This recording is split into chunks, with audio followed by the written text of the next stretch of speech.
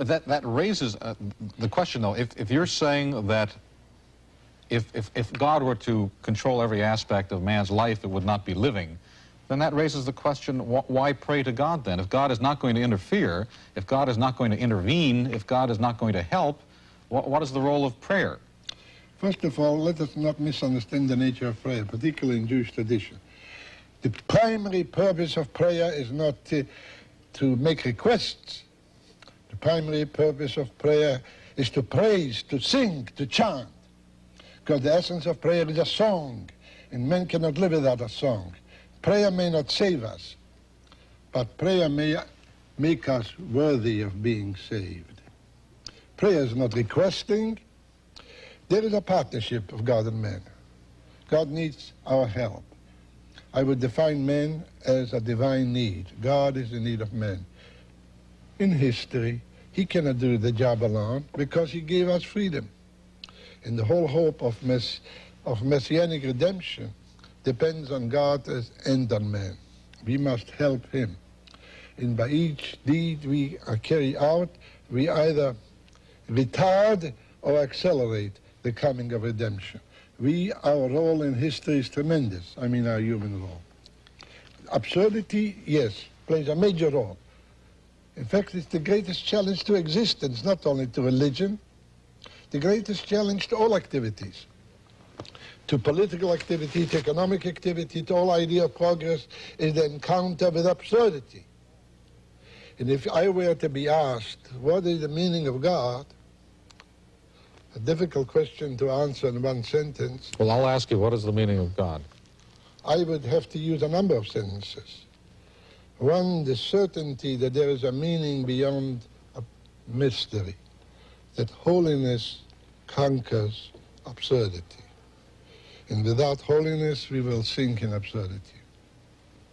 Where is holiness? Is it what's in the Bible? Is that where one finds holiness?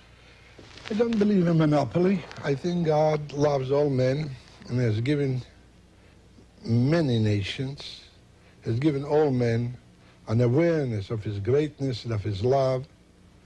And God is to be found in many hearts all over the world, not limited to one nation or to one people, to one religion. But I have to understand again, to come back to the problem of uniqueness. What has the Hebrew Bible given us in particular that's not to be found anywhere else? I would say that particular appreciation of the greatness of man, of man's tremendous potentiality as a partner of God. This idea, to me, is not to be found anywhere else. But is that potential being fulfilled? We talked a moment ago about Martin Luther King. You've been active in the civil rights movement since, I guess, the early 60s. You marched at Selma with Dr. King. I think it's fair to say, though, that you've written about the monstrosity of inequality. I think that's the expression you use. I think it's fair to say that in the past few years that the American community has hardened its attitude toward equality in jobs, housing, schools, and so on. How is that carrying out a potential? You know, they have to tell you that life is a drama. They have to tell you that we are not in the midst of an automatic progressive development of humanity. There are ups and downs. At this very moment, there's a down, there's a depression. There is a renewal of prejudice, which is a poison.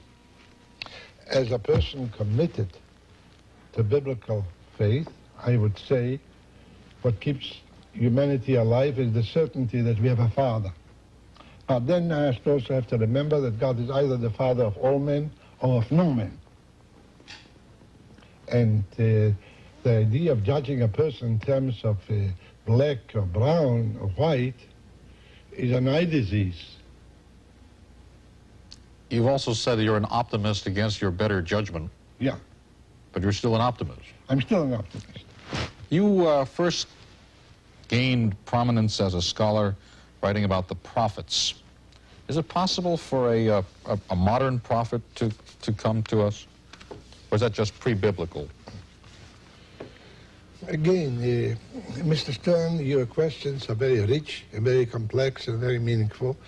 And since time is so limited and precious, I will have to give you short answers and only partial answers.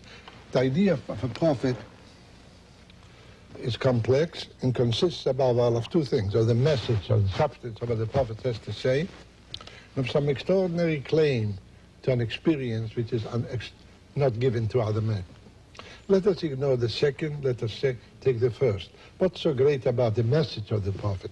About the prophet as a character. I would say the prophet is a man who is able to hold God and man in one thought at one time, at all times.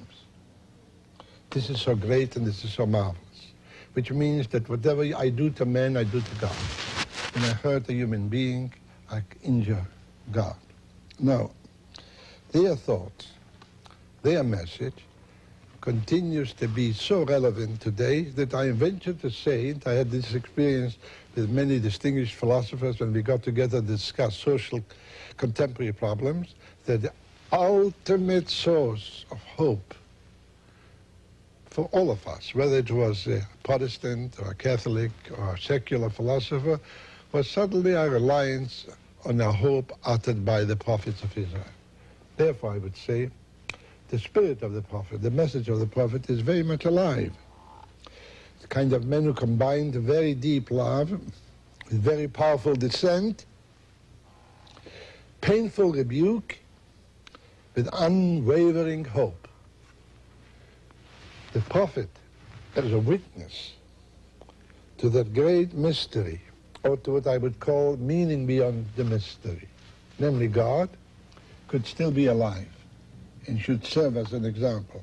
Are you talking about a rebirth of their knowledge in the mouths of others, or is that not to be? No, an identification.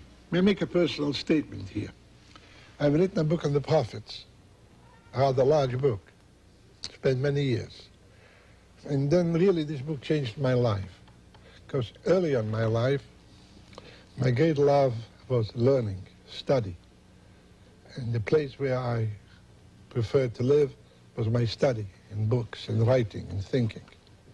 I've learned from the prophets that I have to be involved in the affairs of men, in the affairs of suffering men. And I would like to say that one of the saddest things about contemporary life in America is that the prophets are unknown. There's a complete decline of the Bible in American education. No one knows the prophets. There are countless intellectuals who may be great authorities on literature. I've never read the prophets really, never been touched by them. And this, I'm sorry to say, is a little bit of a disaster. The great examples we need today are the ancient prophets of Israel. I say that this book on the prophets which I wrote changed my life. And I think that anybody who reads the prophets will discover, number one, that the prophets were the most disturbing people who've ever lived. Yeah?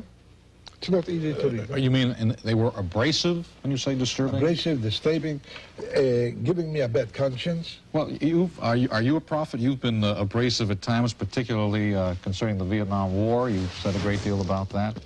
I wouldn't accept this praise, because it's enough for me to say that I am a descendant of the prophets, which is an old Jewish statement. It is a claim almost arrogant enough to say that I am a descendant of the prophets, what is called B'nai Nevi'im. So let us hope and pray that I'm worthy of being a descendant of the prophets. You said during the height of the agitation over the Vietnam War that it was the great religious issue. What made the Vietnam War a religious issue? Of course it's a religious issue. What does God demand of us primarily? Justice and compassion. What does he condemn above all? Murder. Killing innocent people. How can I pray when I have on my conscience the awareness that I am co-responsible for the death of innocent people in Vietnam? In a free society, some are guilty, all are responsible.